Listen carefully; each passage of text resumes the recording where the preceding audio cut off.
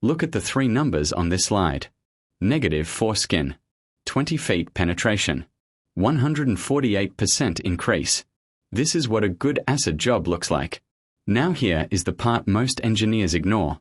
The same acid, in the same well, can give you nothing. No improvement. No flow increase. No result. Not because the chemistry failed. Because the design failed. And that is what this lesson is about. Not what acid does, but how you force it to work. Read the line at the top. If the acid does not enter the formation, the treatment has already failed. That is not theory. That is what happens in the field. Most acid jobs do not fail because the chemistry is wrong. They fail because the acid never reaches the damage. Now look at the definition. Matrix acidizing means injecting acid below fracture pressure into the formation. That constraint matters. The moment you exceed fracture pressure, you change the physics. You are no longer treating pore space. You are creating a fracture. Now focus on the second condition. The acid must enter the rock, not stay in the wellbore, not just flow across perforations. If it does not contact the damaged zone, nothing changes. And this is the mistake. Engineers assume that pumping acid guarantees contact. It does not. Finally, understand what this treatment does and what it does not. You are not creating permeability. You are removing blockage and restoring what already existed. So if permeability was never there, this will not fix the well.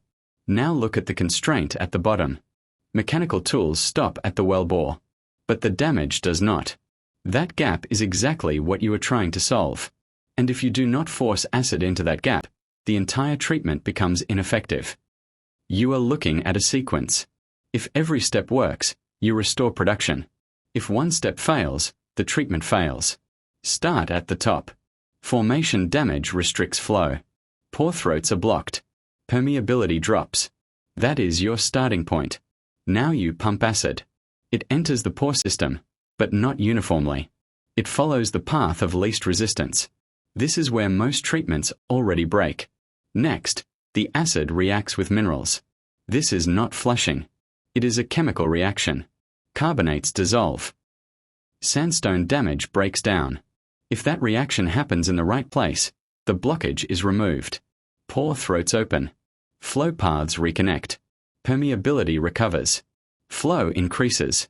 In carbonates, if wormholes form, you can go beyond restoration and improve performance. Now focus on the critical point. This entire chain depends on one condition. The acid must reach the damaged zone. If it flows into high permeability zones, the reaction still happens, but in the wrong place. Good rock is treated. Damaged rock remains blocked. And the result looks like failure. So do not think of this as 6 steps. Think of it as one requirement. Control where the acid goes. Look at the reaction. Carbonate rock does not just get cleaned. It gets dissolved. Hydrochloric acid reacts with CaCO and turns solid rock into soluble products. That is why this treatment is powerful. But here is what controls everything. The reaction is fast, so the acid does not spread evenly. It creates channels, wormholes. And wormholes decide your outcome. If you get them right, you extend flow paths 15 to 20 feet into the formation. Skin goes negative. Production increases strongly. If you get them wrong, you waste acid at the wellbore. Now focus on injection rate. Too slow, and the acid stays at the face. You dissolve rock right at the wellbore and go nowhere. Too fast, and the flow becomes unstable. You create many short, inefficient channels. Only one condition works, the optimal rate, where you get narrow, deep wormholes. This is not about pumping more acid. It is about pumping at the right rate. And this is where most designs fail. Engineers push for higher rates, thinking more is better. In reality, they reduce penetration and lose efficiency. So understand this clearly. In carbonates, success is not defined by volume. It is defined by wormhole structure. And wormhole structure is controlled by rate. If you control the rate, you control the treatment. This slide is where most engineers make a serious mistake. They think sandstone acidizing is just another version of carbonate acidizing. It is not. In carbonates, you dissolve the rock and create channels. In sandstones, you are not creating channels. You are cleaning the pore system. That difference controls everything. Look at the mechanism. HF acid attacks silicates, clays, and fines. It removes what is blocking the pore throats. If it works, connectivity returns and flow improves. But here is the risk. Sandstone acid systems are unstable. The same chemistry that removes damage can create new damage. If HF contacts formation brine, you get insoluble precipitates. Those solids plug the formation harder than the original damage. This is why sequence is not optional. The HCl preflush must come first. It removes brine, dissolves carbonates, and prepares the formation. Skip it, and you create damage. Now compare the failure modes. Carbonates fail because of wrong rate. Sandstones fail because of wrong chemistry and sequencing. And chemistry failures are harder to fix. So understand this clearly. In sandstone acidizing, success is not about volume. It is not about rate. It is about control. Control the chemistry. Control the sequence. Or you will make the well worse than before. Look at the 3 stages. This is not a checklist. This is a control system. If one stage is wrong, the entire treatment fails. Start with the preflush. Its job is simple. Prepare the formation so the main acid does not create damage. It removes brine, dissolves carbonates, and conditions the rock. If you skip or under-design this stage, HF reacts with the wrong elements and creates insoluble solids. You do not improve the well. You make it worse. Now the main acid. This is where the treatment is supposed to work. Carbonates. You dissolve rock and create wormholes. Sandstones. You remove fines and reopen pore space. But this only works if the acid reaches the damage zone. If placement is wrong, you are reacting with good rock and leaving the damage untouched. Now the overflush. Most engineers underestimate this stage. Its role is to push the spent acid away from the wellbore. If you don't, reaction products stay in the near wellbore region and precipitate right where you just treated. You reverse your own work. So understand this clearly. Preflush prevents damage. Main acid does the work. Overflush protects the result. 1 weak stage is enough to fail the job. This is not about pumping acid. It is about controlling the sequence. This is the most important slide in the entire lesson. This is where most treatments fail, before they even start working. Look at additives first. Acid alone is not enough. Without additives, you damage the well. Corrosion destroys tubulus. Fines migrate and plug deeper zones. Iron precipitates and creates new blockage. So you add inhibitors, stabilizers, and surfactants. But here is the problem. Wrong additives do not just fail. They create new damage.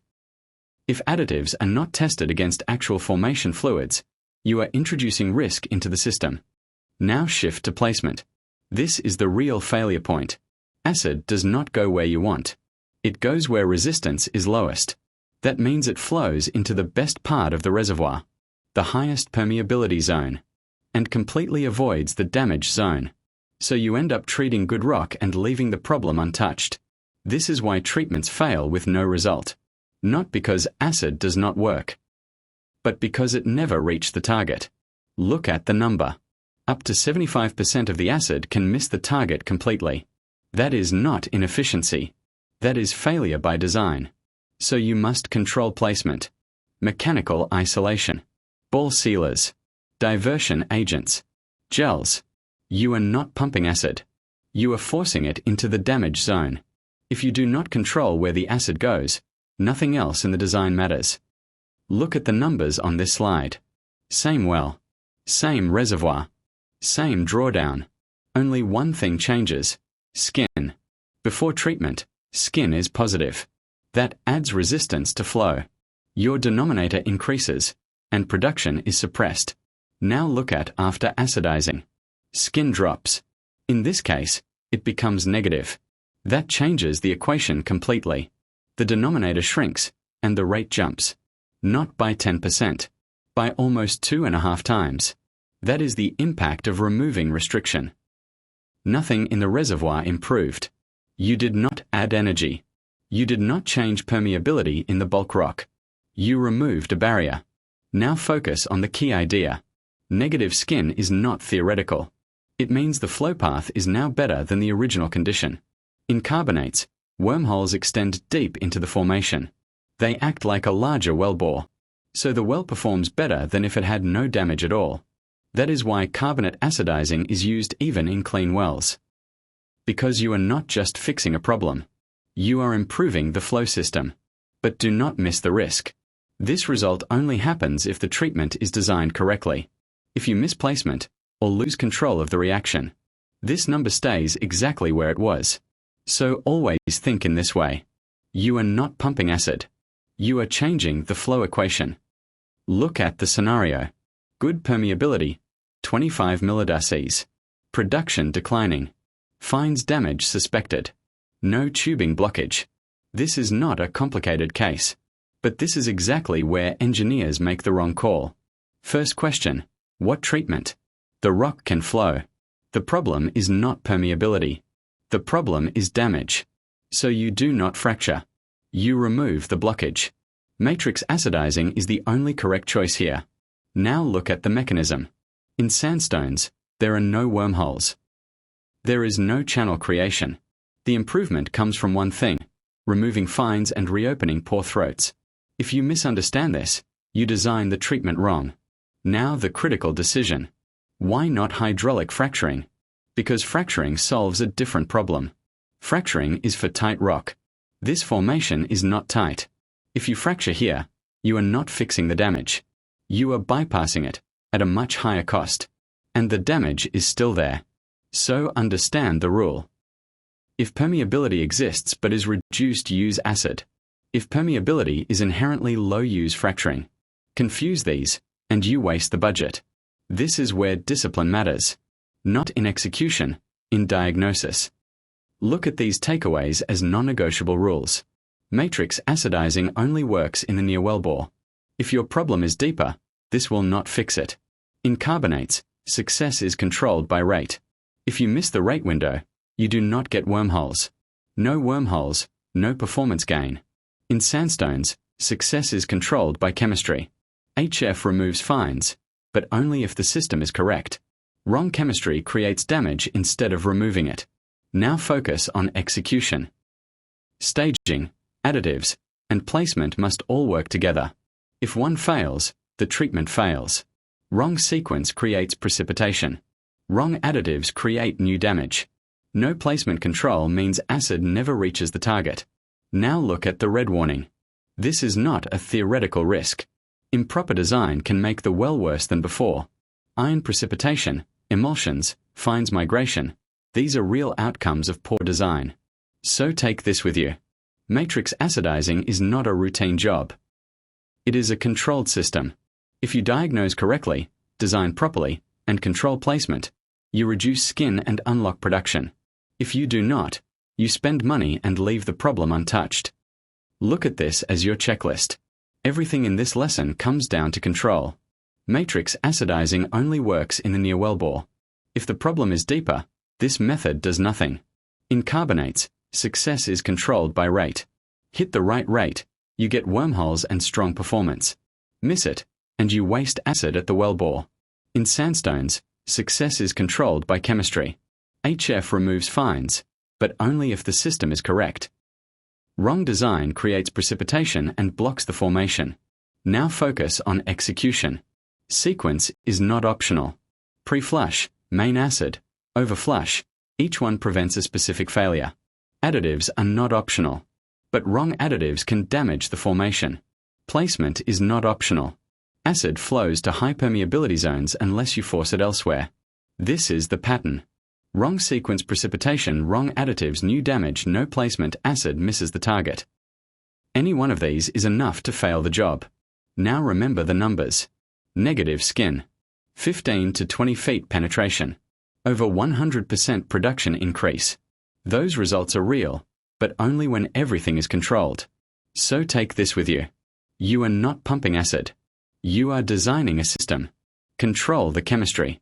Control the sequence. Control the placement. Do that, and you change the flow. Miss it, and nothing changes. Next lesson, we move to the case where acid is not enough.